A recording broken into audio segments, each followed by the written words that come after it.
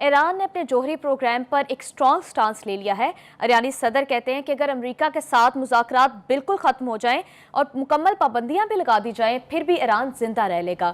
بخاری صاحب، ایک طرف تو ایران اپنے جوہری پروگرام جاری رکھنے پر ثابت قدم ہے، دوسری طرف صدر ٹرمپ کی جانب سے یہ کہا جا رہا ہے کہ وہ 2 دن میں کوئی خوشخبری دیں گے۔ تو بخاری صاحب، کیا لگتا ہے کیا ہونے والا ہے؟ دیکھیے، جو ٹرمپ ہے وہ ایک مشن لے کے آیا ہے۔ اس کا خیال یہ ہے کہ وہ جنگیں ختم کرانے کے لیے آئے ہیں، جنگیں شروع کرنے کے لیے نہیں آئے ہیں، اور غالباً at the back of his mind یہ ہے کہ میں ایسے اقدامات کچھ کر لوں کہ مجھے بھی نوبل پیس پرائز جو ہے اس کا مستحق قرار دیا جائے۔ وہ اس میں کامیاب ہوں گے کہ نہیں ہوں گے یہ تو میرے خیال سے آنے والا وقت بتائے گا، لیکن اس وقت ایران نے اپنی پوزیشن جو ہے اس کو برقرار رکھا ہے۔ وہ یہ کہتے ہیں کہ ہم کسی صورت بھی اپنے نیوکلیئر پروگرام کے اوپر اور اپنے میزائل پروگرام کے اوپر کسی قسم کا کمپرومائز کرنے کے لیے تیار نہیں ہیں۔ یہ بات انہوں نے واشگاف الفاظ میں امریکہ کو بتا بھی دی ہوئی ہے۔ جو راؤنڈ 5 ہو چکے ہیں اس میں یہ پوزیشن اگر برقرار نہ ہوتی ایران کی تو شاید اتنی دیر نہیں لگتی۔ ان کا جو آپٹمزم ہے اس کی بھی وجوہات ہیں۔ وہ چاہتے ہیں کہ اسرائیل کو یہ گارنٹی فراہم کر دی جائے کہ ایران اس کے اوپر کبھی حملہ نہیں کرے گا۔ ایران کے جو موسوی صاحب ہیں، جو جنرل موسوی ہیں، انہوں نے یہ کہا ہے کہ ہم نے پہلی دفعہ تو چھوڑ دیا آپ کو، وہ قرض بھی ہم نے چکانا ہے۔ تو جو لفاظی ہے لیڈرشپ کی وہ بتا رہی ہے کہ ایران از ڈٹرمنٹ۔ جو کچھ غزہ میں ہوا ہے اس پر ہم بات کرتے ہیں ابھی، لیکن ایران اور ایران کی سپورٹڈ وہ آرگنائزیشن جس میں حزب اللہ ہے، جس میں حماس ہے، جس میں حوثیز ہیں یمن کے، وہ اب تک، اور جس میں 1-2 تنظیمیں جو ہیں وہ شام میں جو تھی، وہ ریزسٹنس کا سمبل رہے ہیں۔ ایران ان کو کھلم کھلا سپورٹ کرتا ہے، کچھ چھپ کے نہیں کرتا ہے۔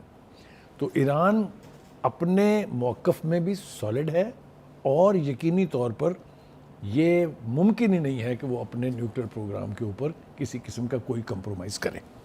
لیکن پہلے تو ان کی طرف سے تھوڑی سی سپیس دی گئی تھی، لیکن اب بالکل ایک سٹرانگ اور ایک سٹانس لے لیا گیا ہے۔ دیکھیے، جب آپ کو یہ سمجھ آ جائے کہ دوسرا فریق جو ہے وہ آپ کو کوئی مارجن دینے کے لیے تیار نہیں ہے، اپنا یہ آبجیکٹو کہ اسرائیل کی سلامتی کو انشور کیا جائے، تو پھر آپ کو اپنے موقف میں سختی پیدا کرنی پڑتی ہے۔ یہ انٹرنیشنل لیول کے اوپر جب اس قسم کے مذاکرات ہوتے ہیں جہاں گیو اینڈ ٹیک الٹیمیٹلی کوئی سلوشن مہیا کرتا ہے، لیکن اگر ایک پارٹی اپنا موقف جو ہے وہ اس کے اوپر ڈٹ جائے تو دوسرے کے پاس بھی کوئی چارہ نہیں رہتا کہ وہ اپنے موقف پہ ڈٹ جائے۔ اس وقت کنفرنٹل پوزیشنز پر ہے دونوں۔ کیا راستہ نکالیں گے ٹرمپ، یہ ابھی گیس نہیں کیا جا سکتا۔ We will have to wait for 2 days that he said کہ 2 دن میں کوئی اچھی خبر دیں گے۔ اگر وہ یہ کہہ رہے ہیں کہ کوئی اچھی خبر ہے تو یقینی طور پہ کوئی بھی معاہدہ ایسا ہوگا جسے ایران تسلیم کرے گا۔ ویسٹ کی اور امریکہ کی اندھی حمایت اور اندھی سپورٹ تو آلریڈی اسرائیل کو ہے، اور اس سے زیادہ کیا کریں گے۔ لیکن صاحب، ٹرمپ کا بیہیویئر کافی انپریڈکٹیبل سا ہے۔ کبھی وہ زیلنسکی کو بلا کر ذلیل کرتے ہیں، کبھی ساؤتھ افریقہ کے جو ہے پریزیڈنٹ ان کو بلا کر وائٹ ہاؤس میں ذلیل کرتے ہیں۔ تو ان کا دیکھیے، وہ سارے ایشوز جو ہیں وہ مختلف ہیں۔ اس وقت ہم بات کر رہے ہیں ایران کی اور غزہ کی، ان کے اوپر بھی کسی دن اپنے پروگرام میں ہم بات کریں گے۔ اس وقت صورتحال یہ ہے کہ غزہ جو ہے وہ تباہی کے دہانے پر پہنچا دیا گیا ہے۔ میرے اور آپ کے سامنے ہے منظرنامہ پورا۔ غزہ سسک رہا ہے۔ 2-3-4 باتیں آج میں تلخ کرنا چاہتا ہوں اس حوالے سے، اور وہ میرے خیال سے اب کر دینی چاہیے۔ ایک تو بہزاد لکھنوی صاحب نے بہت عرصہ پہلے لکھا تھا، اس دور میں اے دوست زبوں حالی یہ مسلم، دیکھی نہیں جاتی ہے مگر دیکھ رہا ہوں، ہلتے نہیں فریاد سے کیوں عرش کے پائے، مظلوم کی آہوں کا اثر دیکھ رہا ہوں۔ تو یہ جو بے حسی ہے، یہ جو خواب غفلت ہے، اس سے بیدار ہونے کی تو بہت پہلے ضرورت تھی۔ ابھی ایک سوشل میڈیا کے اوپر وائرل ہو رہا ہے، وہ لطیفہ نہیں ہے، اس کے اندر اتنے خوفناک اشارے موجود ہیں جو میں جرت کر رہا ہوں اس کو ٹی وی پہ یعنی بیان کرنے کی، کہ 3 لوگ بیٹھے ہوئے تھے، ان سے کسی ایک سیانے نے پوچھا کہ آپ میں سے سب سے بڑا بے غیرت کون ہے؟ تو پہلے نے کہا کہ میں ہوں۔ اس نے کہا ثابت کریں۔ تو سامنے ایک بڑھیا جا رہی تھی لاٹھی لیے ہوئے، بڑی عمر رسیدہ، وہ گیا اور جا کے اس نے ٹھوکر مار کے اس کی لاٹھی پھینکی اور اس کو دھکا دے کے گرا دیا، اور واپس آ کے کہا اس نے کہ دیکھیں مجھ سے بڑا بے غیرت کوئی ہے؟ دوسرے نے کہا نہیں، میں ثابت کروں گا میں اس سے بڑا بے غیرت ہوں۔ لہٰذا وہ گیا, اس نے جا کے اس بڑھیا کو خون سے اور ٹھڈے مارے, لاتوں سے اس کو لہو لہان کر دیا. واپس آ رہا, اس نے کہا دیکھیے میرے سے بڑا بغیرت ہے کوئی؟ تو جو تیسرا بیٹھا تھا اس نے کہا ہاں میں ہوں. ان کا وہ کیسے؟ اس نے کہا جس کو آپ نے مارا ہے وہ میری ماں ہے. اب پہلے والا بغیرت اسرائیل ہے, دوسرا بغیرت امریکہ ہے, اور تیسرا بغیرت کون ہے مجھے نام لینے کی ضرورت نہیں, سب سمجھتے ہیں کون ہے.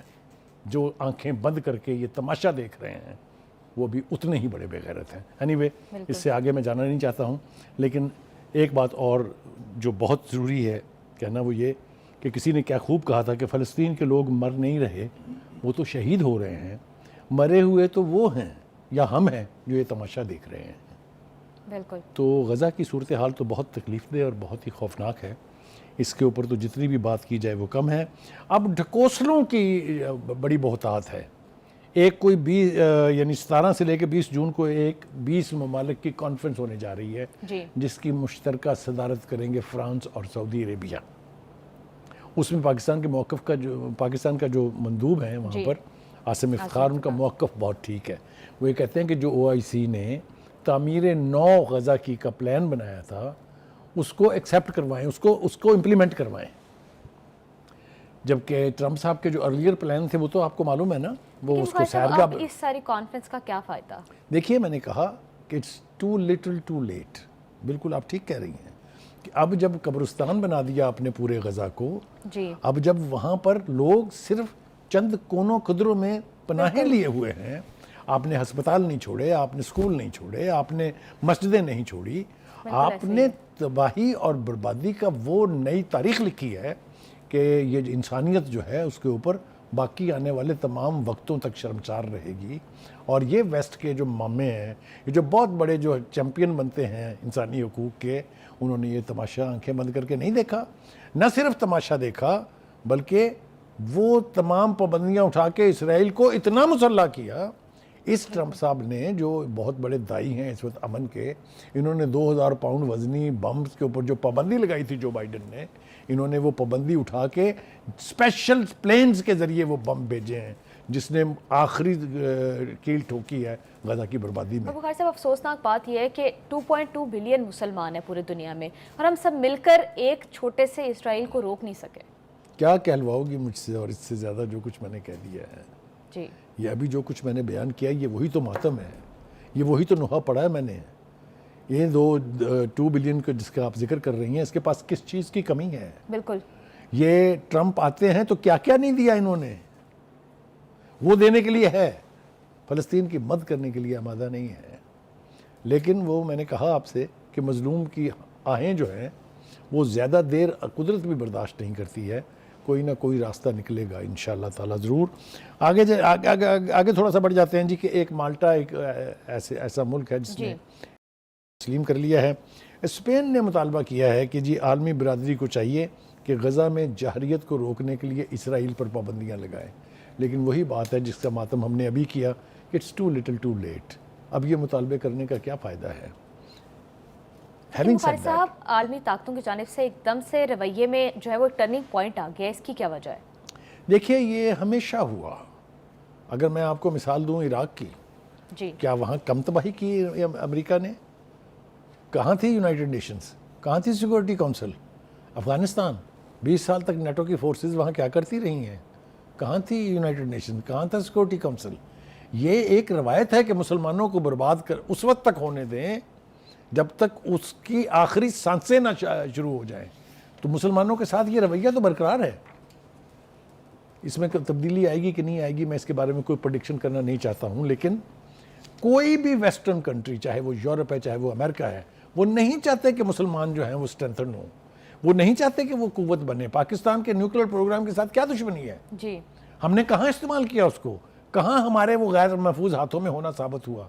جی لیکن اس کے باوجود پوری کی پوری دنیا پاکستان کے اس نیوکلیر پروگرام کی مخالف ہے, اس لیے کہ اسرائیل کے ہر بچے کو یہ سبق پڑھایا جاتا ہے کہ تمہارا دشمن نمبر 1 کوئی اور نہیں ہے بٹ پاکستان. اس کے بارے میں بن گورین جو ان کا پہلا پرائم منسٹر تھا, اس نے آج سے کتنے برس پہلے, کئی دہائیوں پہلے کہہ دیا تھا کہ be scared and afraid of Pakistan. جی اس لیے پاکستان کے خلاف یہ سب کچھ جو ہے یہ ہندوستان کو جس طرح سے اسٹرینتھن کیا جاتا ہے، جدید اسلحے دے کے ہماری ایسی تیسی کرانے کے لیے اس کو تیار کیا جاتا ہے، وہ تو یہ قوم ایسی ہے کہ جو اپنے سے بڑے دشمن کو نبٹنا جانتی ہے۔ 3 جنگوں میں کیا کر لیا ہندوستان نے؟ بالکل بخاری صاحب، یو آر ایبسلیوٹلی رائٹ۔ لیکن سب سے زیادہ افسوس کی بات یہ ہے کہ غزہ سسکتا رہا ہے اور ساری عالمی دنیا سمیت مسلم ممالک کے بیٹھے تماشا دیکھتی رہی ہے۔